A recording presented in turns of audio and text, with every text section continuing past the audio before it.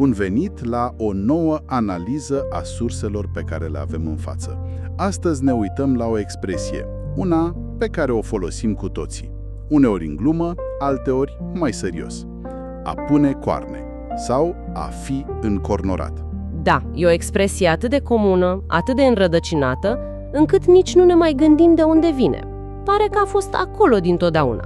Exact. Dar, ca de obicei, când sapi puțin, descoperi lumi întregi. Și mai ales cât de departe în timp și în spațiu te poate purta o simplă zicală.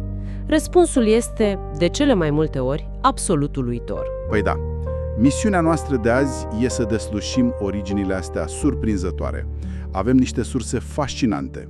Una ne duce direct în Imperiul Bizantin, la curtea unui împărat de roman, practic. Iar alta ne aruncă într-o cultură total diferită, în Japonia. Acolo unde un simbol aproape identic are un înțeles la care, sincer, nu cred că s-ar aștepta cineva. Și cred că aici e cheia. E o dihotomie fundamentală pe care o vom descoperi. Aceeași imagine. Coarnele. Da. În Occident reprezintă o rușine, o stigmă impusă de societate, pe când în Orient E o slăbiciune personală, ceva din interior ce trebuie controlat. E o fereastră, cum să zic, incredibilă către două mentalități complet diferite. Bun, suntem pregătiți. Hai să vedem ce ne spun sursele. Să începem cu gestul în sine. E cel mai la îndemână. În Occident, sursele noastre confirmă că încă din Evul Mediu era cunoscut. Gestul acela, cu degetele la tâmple, nu? Exact, arătătoarele ridicate imitând coarnele unui animal. Era o batjocură publică, o modalitate de a arăta cu degetul spre un bărbat a cărui soție era, să zicem, infidelă. Deci, de la bun început, o etichetă pusă din exterior, o rușine publică. Dar aici povestea ia o turnură complet neașteptată. Sursele ne duc pe un alt continent. În Japonia? Da, în Japonia, unde simbolul ăsta apare într-un context foarte formal, foarte serios. La nunțile tradiționale, ce se întâmplă acolo? Acolo mireasa poartă un acoperământ special pentru cap. O bonetă sau un voal alb foarte elaborat. Se numește tsunokakushi. Tsunokakushi. Și aici vine partea cu adevărat uluitoare. Traducerea literală este ascunzătorul de coarne. Stai puțin. Cum adică mireasa poartă ceva ca să-și ascundă coarnele? Nu soțul? Asta schimbă complet perspectiva. Complet. Simbolismul este profund și ne arată exact dihotomia de care vorbeai. În cultura japoneză, coarnele nu sunt un semn al infidelității ca la noi. Și atunci ce sunt? Sunt un simbol al unei emoții considerate destructive. Gelozia feminină. Și to, cum îi spun ei, uite, există o întreagă tradiție culturală. O vezi, de exemplu, în teatrul clasic Noh, unde demonii sau spiritele feminine răzbunătoare sunt adesea reprezentate purtând coarne. Deci, gelozia e văzută ca o forță care poate transforma o femeie într-un monstru, ca să zic așa. Exact. E o forță interioară. Și atunci, prin purtarea acestui tsunokakushi la nuntă, Mireasa face o promisiune publică. Ea semnalează familiei soțului și comunității că își va stăpâni și își va ascunde coarnele geloziei. practic promite să fie o soție calmă, supusă, înțelegătoare. Indiferent de ce s-ar întâmpla în căsnicie. Da, e o promisiune de a controla o emoție internă, nu o reacție la o rușine externă. O perspectivă fascinantă. Dar cum am ajuns noi, în Europa, la polul opus? La ideea asta de rușine publică la bărbatul încornorat. Păi pentru asta, sursele ne spun că trebuie să ne întoarcem în timp, aproape 1000 de ani. În inima unuia dintre cele mai spectaculoase și, da, decadente imperii, Bizanțul. Hai să mergem în Constantinopol, secolul al XII-lea. Și aici, povestea noastră capătă un chip și un nume. Împăratul Andronic I Comnenul. Un personaj absolut remarcabil. Sursele ne spun că a avut o domnie scurtă, de doar 2 ani. Între 1183 și 1185. Da, și a preluat puterea la o vârstă la care alții se retrăgeau deja. Trecuse de 60 de ani. Și din ce am citit, nu era deloc un bunicuț blând. A ajuns pe tron după o viață de exil, de conspirații, de vărsare de sânge și a condus ca un tiran. Absolut. A fost nemilos cu rivalii săi. Dar și aici intervine paradoxul. Una dintre sursele noastre principale, cronicarul contemporan Nicetas Honiates, îl descrie altfel. Cum? Îl descrie ca fiind, chiar și la vârsta aia, un bărbat de o frumusețe izbitoare.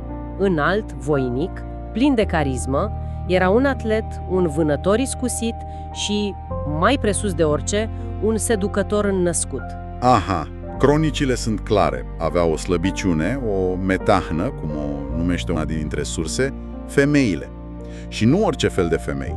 Pe lângă amanta oficială, o anume Maraptoca, se pare că marea lui pasiune erau soțiile demnitarilor, ale aristocraților de la curte. Da. Păi, asta sună a rețetă sigură pentru dezastru. Cum reușea să-și păstreze tronul când îi umilea constant pe cei mai puternici oameni din imperiu? Aici intervine geniul său cinic. Andronic era conștient de riscuri, așa că a inventat un sistem de compensații extrem de ingenios și generos. Ce fel de compensații? După ce seducea soția unui nobil, pentru a calma spiritele și, a-i asigura loialitatea soțului, îi oferea daruri considerabile, moși întinse, păduri. Ok. Și, cel mai important, un privilegiu extrem de râvnit în perioada aia. Dreptul exclusiv de a vâna pe acele domenii. Pare un târg bizar. Îți seduc soția, dar în schimb îți dau dreptul să vânezi cerbi. Cum s-a transformat acest privilegiu în simbolul universal al înșelăciunii pe care îl știm azi? Pare că lipsește o verigă. Veriga este modul în care acest privilegiu era afișat public.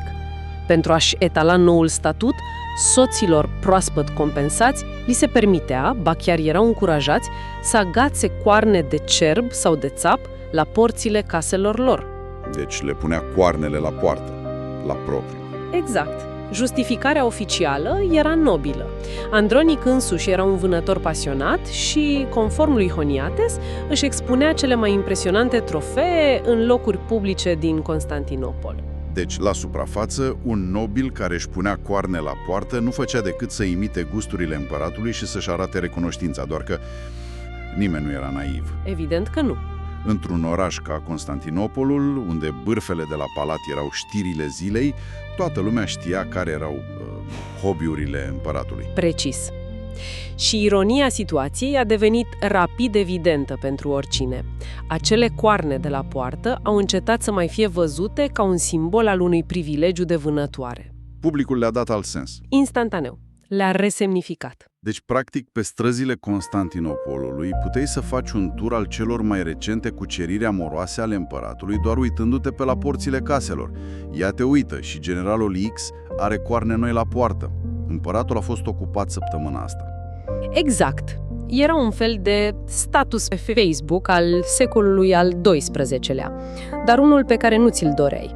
O formă de humble brag impus de altcineva. Da. Coarnele de cerb au devenit un semnal public, subtil la început, dar apoi evident pentru toată lumea. Era semnul că stăpânul acelei case fusese înșelat de însuși împăratul. Nu mai era un trofeu de vânătoare, ci un trofeu al cuceririlor lui Andronic. Exact. Și de aici pasul către expresia verbală pare logic. Când vedeai coarnele la poartă, știai că împăratul i-a pus coarne proprietarului, la propriu, ca un marcaj. Treptat, obiectul fizic a dispărut, dar expresia a rămas. Este o transformare remarcabilă.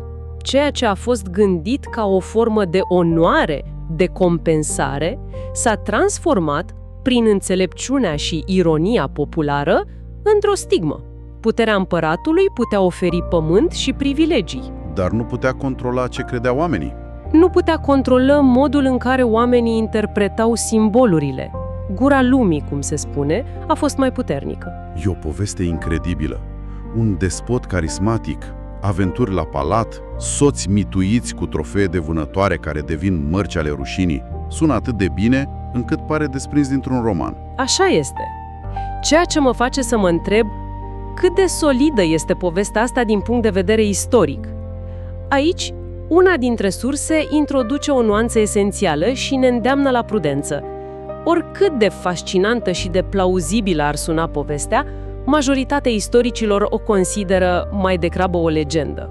Un folclor captivant. Decât un fapt istoric riguros documentat. Exact. Nu există decrete imperiale sau documente oficiale care să ateste că agățarea coarnelor la poartă era un protocol standard pentru compensarea adulterului. Deci e posibil să nu se fi întâmplat exact așa, să fie o poveste inventată ulterior pentru a explica expresia. Este un exemplu clasic de ceea ce lingviștii numesc etiologie populară. Atunci când oamenii nu știu originea unui cuvânt sau unei expresii, ce fac? Inventează o poveste plauzibilă și memorabilă, ca să-i dea un sens. Și povestea lui Andronic, cu scandal și ironie, e pur și simplu prea bună pentru a nu fi crezută. Exact. Creierul nostru preferă o poveste bună, chiar dacă neconfirmată, în locul unui nu știm sigur. Chiar dacă nu e 100% documentată, a fost suficient de puternică pentru a supraviețui un mileniu. Dar mai am o nelămurire. Să presupunem că povestea sau măcar expresia a apărut în Bizanț. Cum a ajuns atât de răspândită în toată Europa? Da, bună întrebare. Constantinopolul nu era chiar la colțul străzii pentru un francez sau un englez din Evul Mediu. Așa e. Sursele nu oferă un răspuns cert, dar putem specula pe baza contextului istoric. Constantinopolul era cel mai mare și mai bogat oraș al creștinătății. Un centru comercial uriaș. Deci, poate prin negustori, venețieni, genovezi. Foarte posibil. Ei aveau cartier întregi acolo. Ar fi putut prelua expresia și duce-o înapoi în Italia, de unde s-a răspândit mai departe. Asta e o variantă. Sau... O altă cale ar fi putut fi cruceadele. Cavalerii occidentali care au trecut prin Bizanț ar fi putut auzi poveștile astea scandaloase de la curte și le-ar fi adus cu ei acasă. Iar cronicile, precum cea lui Coniates, au fost traduse. O poveste atât de savuroasă, sigur nu trecea neobservată. Cu siguranță. Așadar, ce am aflat astăzi? Am pornit de la o expresie comună și am descoperit o rețea de semnificații, care traversează culturi și secole. Da. Am văzut cum același simbol, coarnele, poate reprezenta în Japonia o slăbiciune interioară ce trebuie controlată, gelozia, și în Europa. O rușine publică, impusă din exterior, infidelitatea. Și am plonjat în legenda scandaloasă a unui împărat bizantin, a cărui politică, să-i zicem de compensare amoroasă, ar fi stat la baza expresiei pe care o folosim și azi. Și cred că povestea coarnelor ne amintește că limbajul e un muzeu viu, sau poate mai degrabă un sit arheologic. Fiecare expresie pe care o folosim, fiecare cuvânt pe care îl considerăm banal, poate ascunde sub straturile de uzură o istorie la fel de complexă și neașteptată. Corect. Au în spate povești la fel de dramatice sau de bizare, care așteaptă doar să fie redescoperite.